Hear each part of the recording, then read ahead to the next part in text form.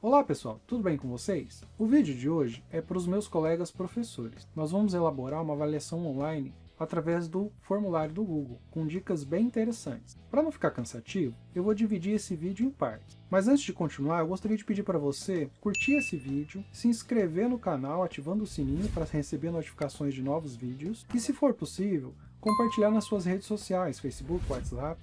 Assim, você ajuda o canal a crescer, tornando esse conteúdo relevante para o YouTube, fazendo com que chegue a mais pessoas. Desde já, agradeço o apoio de vocês. Vamos nessa, então?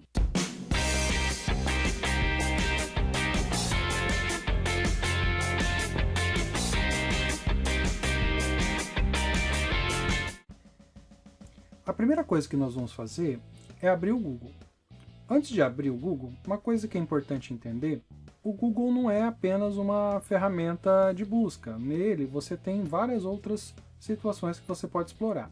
Todo mundo que tem um celular Android tem uma conta do Google, porque para você ter um celular Android e abrir aquela lojinha de aplicativos, a Play Store, você tem que ter cadastro no Google. O Android é um sistema operacional de celular que foi criado pelo Google. Então, nós vamos abrir o Google e aí eu vou mostrar alguns detalhes para vocês ali. Bom, aqui no Google, no cantinho aqui, eu já fiz o login, mas se vocês não fizeram, vocês vão clicar aqui no cantinho, entrar e vão fazer o login. E quando vocês fizerem o login, vocês vão ter a ferramenta mais básica do Google, que é a ferramenta de busca, e também o Gmail. Mas se você clicar aqui nesses quadradinhos, você vai ver que tem muito mais ferramenta. É só você ativar. Algumas você tem que ativar. Você já tem um canal do YouTube, você tem uma conta para usar o Google Maps, você tem uma conta para usar o Google Drive, que é o que a gente chama de nuvem ou pasta virtual, o Gmail, o Play Store do celular, uma agenda para organizar seus compromissos, entre outras ferramentas que você pode estar explorando aí depois, tá? O nosso foco de hoje vai ser os formulários do Google. Para acessar os formulários do Google, você vai ter que ativar a sua conta do Drive. Drive é o local do Google onde você pode estar armazenando arquivos virtualmente, na internet, é o que a gente chama de nuvem, tá? Então, clicando aqui, você vai abrir o seu ambiente de armazenagem de arquivos do Google. Bom, aqui eu já tenho alguns arquivos. Para achar o formulário, eu vou vir aqui em Novo. Aqui você pode criar várias coisas, uma pasta para organizar seus arquivos, você pode fazer upload de arquivos, você pode fazer um upload de pasta, você pode criar um documento, uma planilha, uma apresentação, são paralelos aí do Word, Excel, PowerPoint. E aqui em mais você tem mais coisas para fazer, e o que nós vamos explorar hoje é o formulário do Google. Então você vai vir aqui na setinha e você pode criar um formulário em branco, ou você pode criar um formulário baseado num modelo existente, tá? Depois vocês podem estar explorando aí os modelos. Nós vamos criar a partir do zero, nós vamos criar uma avaliação online através de um formulário em branco. Você pode clicar aqui ou você pode ir direto aqui. Assim que você abre o formulário, esse é o layout que você vai encontrar. Então aqui você tem o título do seu formulário, o arquivo que vai ser gerado aí vai ter esse nome, tá? Ele geralmente copia o mesmo nome que você coloca aqui no título do seu formulário. Você tem então aqui já um campo para preencher o e-mail, por exemplo, a pessoa que vai responder seu formulário. Você tem aqui já uma perguntinha básica colocada, depois a gente vai entender melhor isso. Então você está no campo perguntas, e ainda você tem aqui do lado as respostas, que por hora não aparece nada, porque a gente ainda não tem um conteúdo consistente aí nesse formulário. Aqui você tem como personalizar esse formulário, aqui como visualizar, aqui as configurações, aqui como enviar para alguém, aqui nesses três pontinhos você tem configurações da sua conta, você tem opções de imprimir, de editar o script, de fazer uma cópia, enfim. Depois a gente vai ver com mais detalhes essas opções. E aqui no cantinho as configurações da sua conta do Google. Vamos aqui em pergunta. Então eu vou colocar um título e uma descrição para esse formulário. Eu costumo colocar aqui no título: avaliação de matemática, sexto ano, primeiro bimestre. Na descrição eu costumo colocar, quando é o caso de uma avaliação, as observações, o objetivo dessa avaliação, o conteúdo que eu vou trabalhar, as habilidades, enfim. Eu vou copiar aqui e colar já o que eu costumo fazer. Esse aqui é o campo e-mail, porque o aluno ele precisa se identificar nessa avaliação, nesse formulário. Uma das coisas de você evitar duplicidade é através do e-mail do aluno. O aluno então vai fazer o login aí no Google, né? Como ele usa o celular dele, geralmente, e 99% dos celulares são Android, vai aparecer um e-mail lá. O que pode acontecer e gera um problema é que, como o e-mail ele é uma coisa aberta, você pode pôr o que você quiser no login, então aí pode gerar uma situação de você não saber quem é o aluno. Mas isso é facilmente resolvido colocando um campo onde o aluno escreve o nome completo dele. Tá? Então nós vamos ver isso. Então, primeiro de tudo, nós vamos criar um campo onde o aluno vai ter que pôr o nome completo dele. Então aqui, ó, eu vou clicar para editar essa pergunta. Então eu vou digitar aqui, ó, escreva seu nome completo, ou seu nome completo. Então depois de escrever aqui a instrução para o aluno escrever o nome completo, eu preciso mudar o tipo de pergunta. E o tipo de pergunta eu mudo aqui nesse quadrinho, ó, nessa lista de seleção.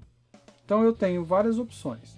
No primeiro momento agora nós vamos falar dessas duas primeiras, tá? Resposta curta, por exemplo, o nome é uma resposta curta, porque usa menos de 100 caracteres.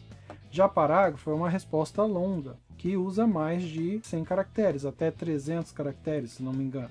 Tá? Então nós vamos escolher aqui resposta curta. Depois disso, então, eu marco essa opção aqui, ó, obrigatória, porque aí o aluno não consegue enviar o formulário, as respostas dele, sem responder o nome completo. Então tem que deixar aqui como obrigatória. E aí então eu tenho a primeira questão do meu formulário pronta. Para colocar mais uma questão, por exemplo, além do nome, é importante que o aluno coloque também a série, a turma que ele participa, né? Você pode criar essa prova sexto ano e aplicar em mais de uma turma. Então ele precisa colocar se ele é do sexto A, sexto B, sexto C, por exemplo, né? Então eu vou clicar aqui no sinalzinho de mais para adicionar uma pergunta. E aí eu posso colocar aqui turma. Então eu coloco sexto ano A, sexto ano B, é só ir clicando ali e adicionando. Sexto ano C, e assim por diante. Se tiver mais turmas, você vai colocando. Eu posso deixar como múltipla escolha, funciona, mas eu também posso deixar como lista suspensa. A múltipla escolha vai ficar aqui aparecendo sexto A, sexto B, sexto C, e a bolinha para ele marcar uma das alternativas. Mas eu posso colocar como lista suspensa, que é quando você clica no quadrinho no final do... Como tem aqui, né? Você clica nessa setinha aqui e escolhe uma opção. No caso, o aluno vai ter uma caixinha dessa, ele vai clicar na setinha e escolher uma opção, sexto A, sexto B, sexto C e assim por diante. Marca como obrigatória sempre, né? Não pode deixar sem ser obrigatório. E aí você vai, daqui a pouco a gente vai ver como isso fica. E aí agora a gente vai para as perguntas.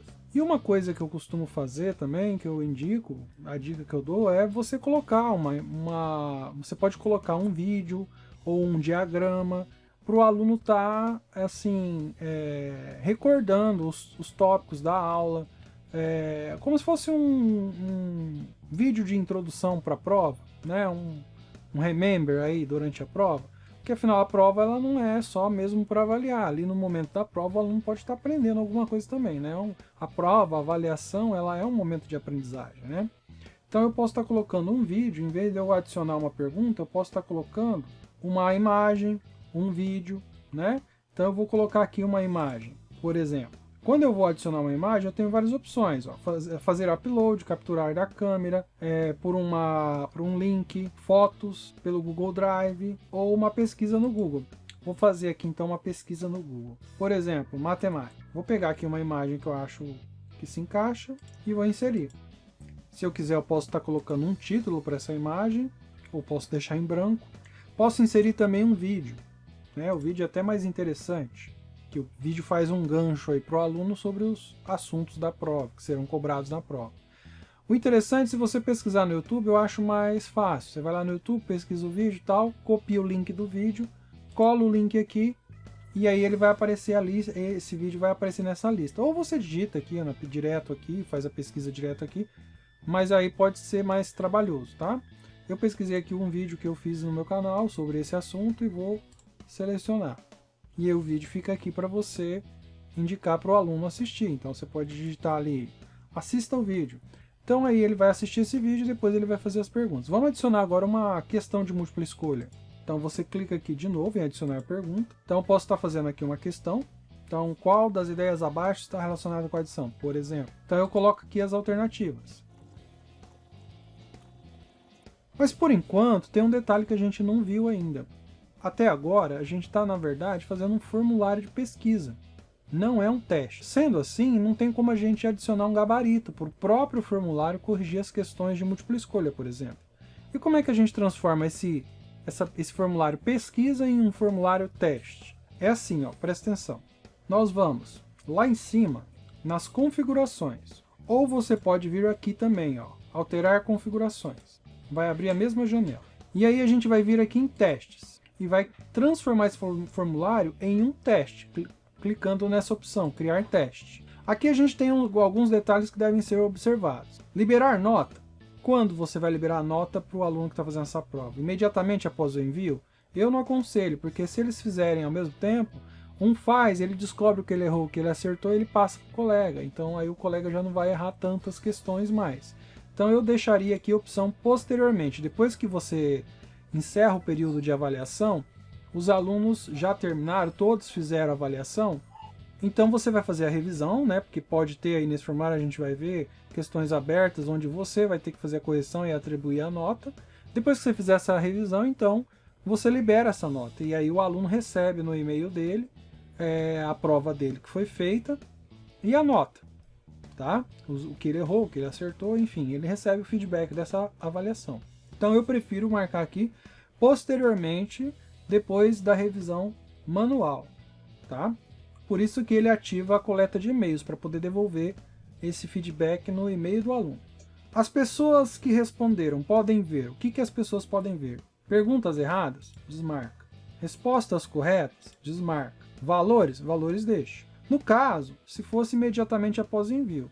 Como é para receber depois no e-mail, então você pode até deixar marcado aqui, que ela vai ver só no e-mail depois que você liberar a nota. Se você quiser deixar que ele veja o resultado da prova dele imediatamente após o envio, você pode desmarcar essas questões de respostas corretas, perguntas erradas. Mas como eu disse, pode ter questão aberta, você vai ter que revisar manualmente essas questões. Eu recomendo essa configuração aqui padrão. Clicou em salvar, então seu questionário agora deixa de ser uma pesquisa, simplesmente passa a ser um teste. Sendo assim, lá na questão de múltipla escolha, a gente consegue agora acrescentar um gabarito. Então, clicando aqui na questão, você observa que agora tem essa opção, chave de resposta, e também tem pontuação.